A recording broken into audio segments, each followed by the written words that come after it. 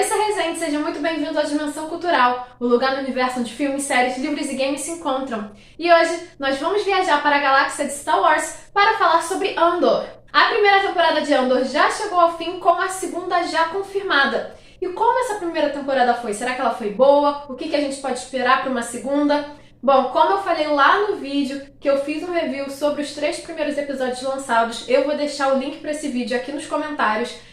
A Disney teve uma sacada muito boa em lançar logo os 3 primeiros episódios da temporada juntos, porque se isso não acontecesse, talvez demorasse um pouco para o público engrenar nessa aventura. Por quê? Porque esses primeiros episódios, eles vão mostrar justamente o contexto na qual o Cassian vive, num planeta de trabalhadores, onde ele vai se meter numa confusão ali e vai acabar sendo caçado pelo Império.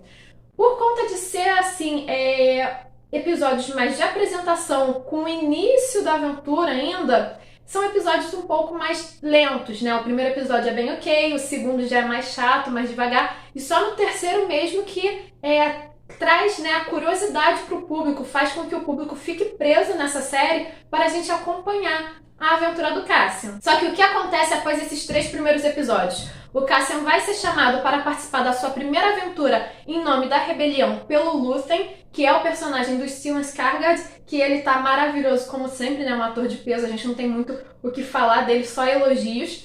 E aí, a partir desse momento, ele vai participar dessa aventura, só que ele ainda não foi chamado, ele não sentiu aquele chamado da rebelião, então ele vai trair a causa, vai sair com dinheiro, e aí vai tentar se esconder na galáxia, num planeta paradisíaco, mas aí ele vê que nem assim, nem nesses planetas mais longínquos, ele tá livre do Império, então por conta de um mal-entendido, ele vai ser preso numa prisão imperial, e aí ele vai, na prisão, ele vai tentar criar uma rebelião para fazer com que os prisioneiros fujam, e após a sua fuga, ele vai tentar voltar para Ferrix, o seu planeta de origem. Mas antes desses momentos finais, o que a gente tem que falar desse meio, Esse meio, apesar de ser uma história interessante em relação a como vai ser a construção do Cassian em relação ao chamado da rebelião, acaba sendo uma parte um pouco mais chata, Eu acho que a grande falha de Andor, dessa primeira temporada, vai ser justamente que vai ter uma barriga no meio da temporada, Vão ser episódios extremamente morosos, entediantes, chatos, que não vão ser nem um pouco atrativos para o público, principalmente em relação a essa primeira missão que ele faz em nome da rebelião, que enquanto os rebeldes estão ali no planeta, se preparando para atacar, são episódios extremamente morosos. E só o último episódio, que é quando o ataque começa de fato, é que fica interessante. Ah, por quê? Porque o ataque começou, então tem mais cenas de ação? Não é nem necessariamente pela ação que fica mais interessante, mas sim pelo fato do público poder ver agora realmente qual foi a intenção deles em armarem esse plano e como foi um plano muito bem bolado estrategicamente em relação a usar um fenômeno natural do planeta para escapar. Esse fenômeno natural é chamado de o olho e assim... é belíssimo, Na verdade, eu acho que esse episódio ele ganha muito mais pelo visual do que pela ação de fato, Esse fenômeno natural, ele foi feito de uma forma muito bonita, que é uma chuva de milhares de asteroides. Então ficou muito bonito isso, realmente traz uma curiosidade, traz uma sensação de fascínio para o público. E logo em seguida o Cassian vai para a prisão e tudo indicava, por conta de todo esse contexto dele estar num presídio imperial onde tem água em volta, não tem como escapar, que seria até uma parte chata, Seria uma das partes mais chatas da série. Mas o presídio foi extremamente maneiro, assim, toda a ideia em relação à organização imperial, em como o Império controlava, em como o Império tirava a liberdade de pessoas inocentes e não devolvia essa liberdade, mesmo após cumprir a pena, e principalmente porque a gente tem a presença do Andy Serkis aí, que é um ator fenomenal e ele faz um personagem muito interessante e cheio de camadas. E a rebelião que começa a ser armada pelo Cassian, mas todos os prisioneiros vão se unir, é algo muito interessante também, mostrando a força que o povo pode ter contra o Império. E aí a série termina com Cassian voltando para Ferrix para poder se despedir da sua mãe. Afinal de contas, a Marva morre, que é um dos momentos mais tristes também, até por conta da reação do Bee, né? É de partir o coração. Só que, obviamente, nesse momento tá todo mundo atrás do Cassian agora. O Império e também a própria rebelião, porque ele fugiu da missão, fugiu com dinheiro, ele tem muitas informações sobre o rebelde,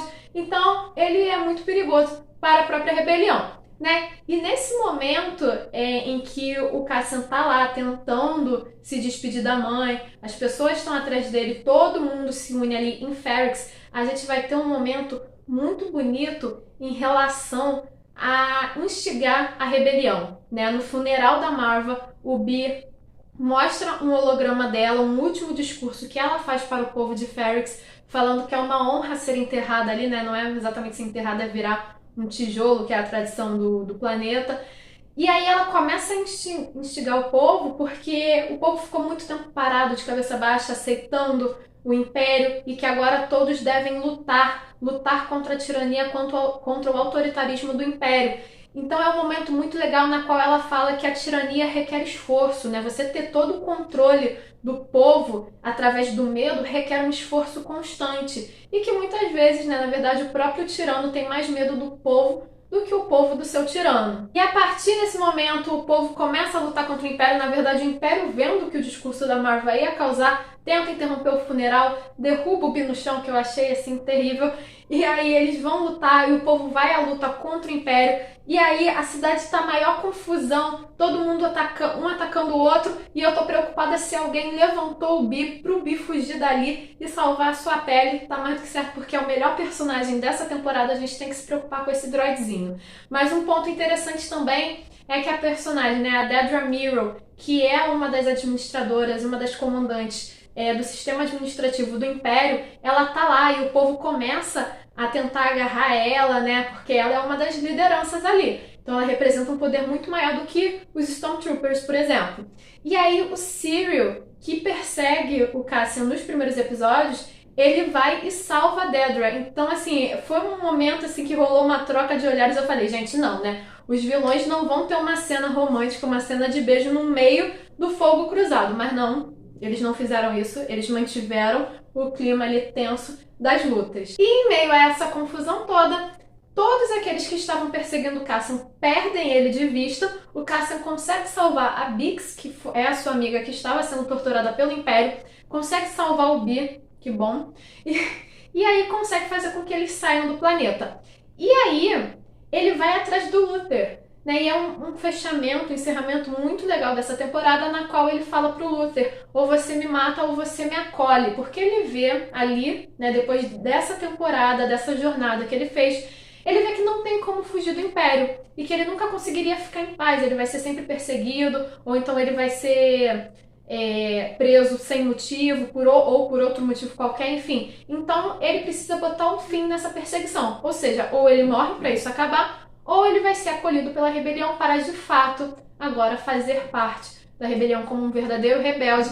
E aí a gente sabe, né, a temporada acaba sem uma resposta, mas a gente sabe que a segunda temporada tende a ser agora o Cassian como um rebelde, assim, de fato. Só que fora esse enredo do Cassian, nós tivemos nessa série a apresentação de muitos outros núcleos, que é um ponto bem positivo, porque eu particularmente acho esses núcleos até mais interessantes do que o próprio núcleo do Cassian. Nós tivemos o Luther sendo apresentado como um dos líderes rebeldes, disfarçado também como um vendedor de antiguidades em Coruscant, a presença de sua guerreira em alguns episódios, e a gente já vê assim a ideia, né, esse jeito mais paranoico dele. Nós tivemos um conhecimento muito grande de como funciona toda a estrutura administrativa do Império. Foi muito legal conhecer isso. Assim, foi uma parte também não foi muito legal, meio chata, porque burocracia é chato e isso foi puramente burocrático nessa parte.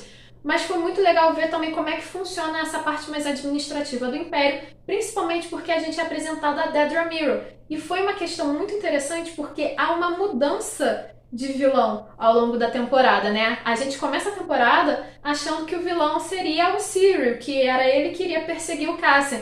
E na verdade a gente viu que o Cyril ao longo da série não passa de um palerma e que a verdadeira vilã, a verdadeira perseguidora do protagonista foi a Dedra Meero, e isso foi extremamente legal, essa mudança, né? E trazer uma personagem feminina do lado do Império extremamente forte, decidida e dura e firme. Um outro ponto interessante, que pra mim foi o mais interessante, foi justamente ver a vida da Mon Mothma em Coruscant como uma senadora imperial, ao mesmo tempo em que ela tenta ajudar a rebelião. E por conta disso, ela se vê cada vez mais enrolada nessa relação, nessa postura de agente dupla, né, na verdade. E a gente vê também a vida pessoal dela. Isso é muito legal, a relação dela com o marido, a relação dela com a filha, que não é também das melhores, e o preço que ela tem que pagar em relação à vida pessoal dela para ela continuar ajudando a rebelião, para ela continuar fazendo algo significativo para a galáxia, levando em consideração que a temporada termina com uma suposta apresentação dos filhos da filha dela para o filho do agiota, que ela precisa pedir dinheiro para tentar desenrolar a situação bancária dela para que o Império não desconfie dela. E algo muito legal também é a relação dela com o marido, que é viciado em jogos, e a Mon Mothma fala claramente no último episódio que se ele quiser jogar, ele que vá para Canto Bight, que é uma referência ao planeta que aparece no episódio 8. E é muito legal porque é uma forma de conectar as várias épocas da galáxia, né?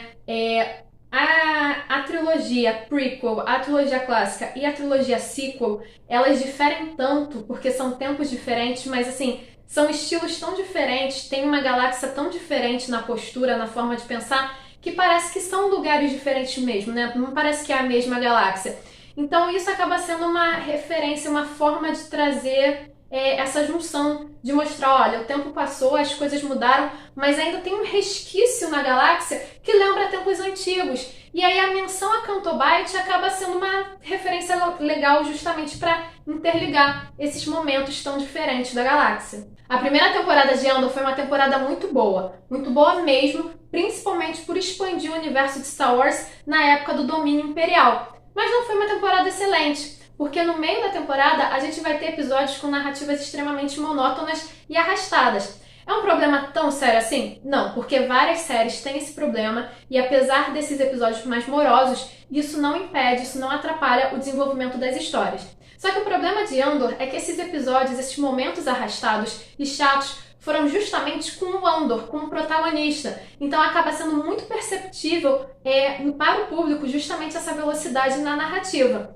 Na verdade, os momentos mais atraentes e que trouxeram maior curiosidade para mim, ao meu ver, foram justamente relacionados a outros personagens, né? Os momentos mais chatos acabaram ficando com Cassian, que nesse primeiro momento se mostra um personagem até desinteressante, porque ele ainda não foi conquistado pela rebelião, ele ainda não tem pelo que lutar, né? Ele só tá aqui querendo salvar a própria pele, querendo ter uma vida boa. Então os outros personagens, eles trazem uma postura contra o Império, um discurso da rebelião muito maior e muito mais profundo. Nesse último episódio, quem de fato deu um show foi a Marva por holograma, na verdade, né? Então assim, foi uma temporada amorosa, mas que fechou de uma forma muito digna, e que agora vai trazer essa curiosidade sobre o que vai acontecer na próxima temporada. Eu espero que agora sim a gente tenha um desenvolvimento muito maior do Cassian, já que ele fará parte de fato da rebelião e vai ter uma causa, vai ter um motivo pelo que lutar contra o Império. E vocês, já terminaram de assistir a primeira temporada de Andor?